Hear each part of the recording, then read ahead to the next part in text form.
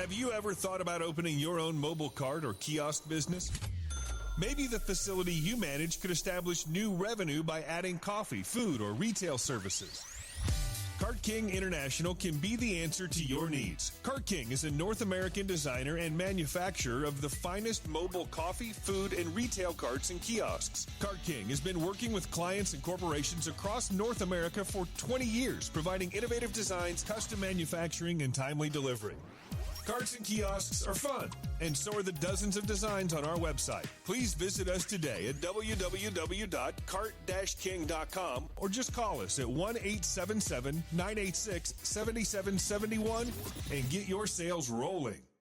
If you find yourself in need of legal representation, it can be a very stressful time in your life. In my career, I have dealt with thousands of lawyers, I've dealt with thousands of law firms, and I can confidently recommend to you Keith M. Davidson at kmdlaw.com. Available 24 hours, 7 days a week. Just log into kmdlaw.com. That's kmdlaw.com. Or you can call toll-free 833-4KMD-LAW. That's 833-4KMD-LAW. Personal injury, wrongful death, STDs, sexual assault, car accidents. They handle it all efficiently and professionally. It doesn't matter how imposing the opposition may be, because the team at kmdlaw.com are battle-tested and fierce. They will not stop until justice prevails. Go to kmdlaw.com or call toll-free 833-4KMD-LAW. If you're in for the fight of your life, stop screwing around and contact KMD Law. PureSoapFlakes.com, 218-568-2525. Have you ever heard of Castile Soap? Pure Soap Flake Company handcrafts fine soap bars, laundry powder, and concentrated soap flakes using organic vegetable oils from their northern Minnesota facility. Bathe your body and wash your clothes with pure soap products that are free of fragrance, GMOs, palm oil, sodium lauryl sulfate, and synthetic additives. Keep it clean, folks. Pure Soap Flake Company products are kind to living creatures and sensitive skin, safe for drains and waterways, and work great in high-efficiency washers and top and front-loading machines. They have a little promotion going on. Contact them to order some soap. Mention the Opperman Report. You're going to get a free gift. They're going to send a little extra soap, travel size, soap bars and laundry soap, cleaning soap flakes. I've been using that stuff all day long today. Great stuff. Order today at puresoapflakes.com or give them a call, 218-568-2525, 218-568-2525. Pure Soap Flake Company is a proud member of the Handcrafted Soap and Cosmetic Guild.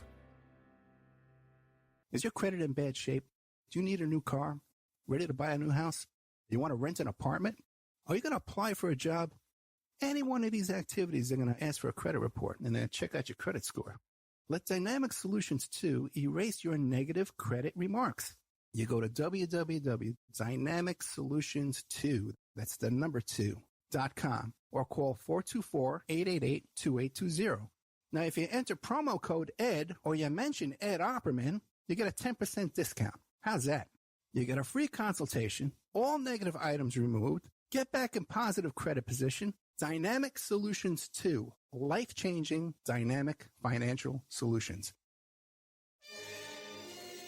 It's the Opperman Report.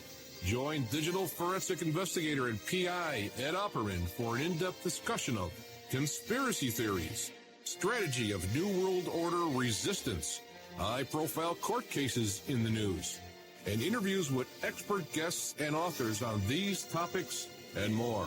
It's the Opperman Report. And now, here is investigator Ed Opperman.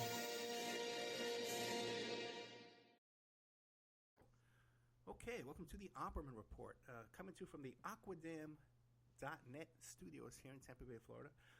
You can give Aquadam a call at 707-764-2119. Tell them Ed Opperman sent you, get a nice discount. What they do is they put a big giant rubber dam around your property that's protected from rising floodwaters. If you like today's show, check out OppermanReport.com. That's my website. You can go there and join our members section. There's plenty of exclusive shows and exclusive content on there. If you need a private investigator, get a hold of me at Opperman Investigations and Digital Forensic Consulting through my website, emailrevealer.com. Also, to all of our archives, you can find at Spreaker.com. It's free. Thousands of shows. You go there, Spreaker.com, you sign up for free, you follow the show, you get an email notification anytime there's new content, and there's also a chat room. And you could find our first couple of interviews with our guest today, Stephen Snyder, who's from the blog VISUP, Blogspot, VISUP View, blogspot.com.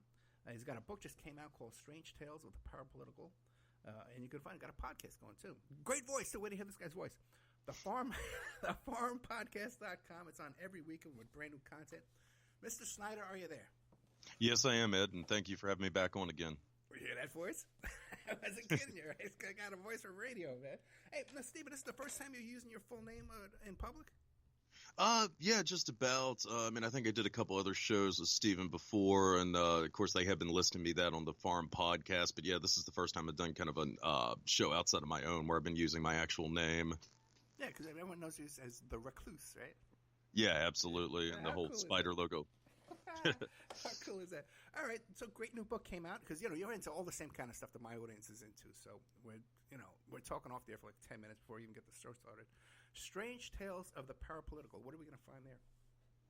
Well, it's going to be a lot of crazy stuff, but essentially it's a collection of essays that my writing partner, Frank Zero, came up with, though I did the bulk of the writing. Frank contributed one essay on the RFID chip and the introduction, and then I did 3 separate essays. One of them is on the mysterious Mellon family of Pittsburgh. One of them is on Colonia Dignidad, and the final one is kind of short history, secret history of the private military and private intelligence industries. Gotcha. So we're pretty much all over the place, right? Like a little bit of everything in there, right? Yeah. Well, it was originally kind of supposed to be organized around the whole concept of the shock doctrine that Naomi Klein had developed around the last decade. And that was kind of a loose, point of reference for all of the stuff that was included. But yeah, it's a very diverse look at how all these, how it could be applied in a lot of different ways. The Mellon family. Who is the Mellon family? Well, the Mellon family are just one of the absolute richest, most wealthiest, powerful families in this country, and they have been for well over a century now. They're, Rockefeller-type influence and so forth, even though they really, really don't get the credit that they do. The patriarch, I guess, was Judge Thomas Mellon, who had set up the Mellon Bank in the Pittsburgh area back around right after the Civil War in the 19th century. And then the guy who really made them into a major powerhouse was Andrew Mellon, who, of course, was the infamous Secretary of the Treasury throughout the 20s leading up to the Great Depression. A lot of dispute as to how much his policies caused it or not. But yeah, lots of interesting stuff about him. He was also a prominent Freemason, and there is that strange Andrew Mellon Memorial Fountain in Washington, D.C. with all the weird symbolism and what have you on it. I've never seen the fountain. What's on it? I can't remember. I think it was some Zodiac type stuff off the top of my head. But yes, it's been a couple of years actually since I looked at the fountain myself as well. Yeah, fascinating. Now, this Mellon Foundation, right? Is that one, the Carnegie Mellon? Is that it? Yeah, that was one of the ones, the Carnegie Mellon family, because Andrew Carnegie was, of course, from the Pittsburgh area as well, so I think at some point they had eventually combined their resources, though Carnegie, of course, gave his whole fortune pretty much over to the public trust. That's not what happened with the Mellons. And what are the Mellons up to today? Well, they are still around. Probably the richest Mellon in recent years was Matthew Mellon. He was the one, of course, who just died in Mexico. Gosh, I think it was maybe like 3 years or something. I think he had been on DMT or something like that. It was some kind of vision quest thing he had been doing to try to rehabilitate from the opiate-based pain meds he was taking or something to that effect. But this guy was a big player in cryptocurrencies. That's essentially where he had made a lot of his fortune off of, originally with Bitcoin, and then I think he moved on to Ethereum or one of the other ones after that. But very interesting guy. He also was kind of tied in with Peter Thiel and some of those other, kind of right-wing types in the tech industry that have recently relocated to the Los Angeles area. And then he had his brother, Christopher Mellon, who's gotten a lot of attention in recent years due to his association with To the Stars Academy.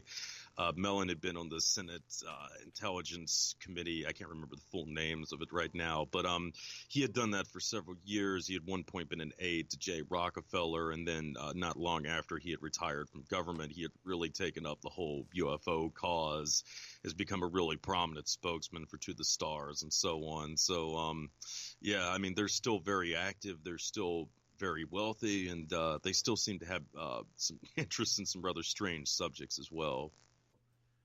what is the To the Stars Academy? Well, essentially, it was set up to do additional exposés or disclosure, whatever you want to call it, for the alleged UFO question. Of course, the big guy involved in it, the kind of public frontman, is Tom DeLonge, who had been the singer and the guitarist for Blink-182 for a lot of years. Recently, Peter Levenda has also become very involved in it. He's written a couple of books with DeLonge, kind of promoting their whole take on all of this. But I mean, essentially, DeLonge has allegedly got a bunch of former military officers, intelligence officers, and so forth behind him, backing these efforts to try to bring UFO disclosure to the public at large. There's certainly, I would kind of wonder just how much of this really was an offshoot of what Robert Bigelow had been doing, kind of going back into the 90s. I think there had even been that kind of private UFO program that the government had been conducting into the early noughts that Bigelow had actually been the one sponsoring. So, yeah, there's a lot of these kind of curious players involved in all this. Yeah, I'm not comfortable with any of that. Any of those names you're bringing up, especially Peter Levenda. Just recently, he was photographed with Podesta. Oh, really? Yeah, I mean, yeah. I can't say that I'm surprised by that.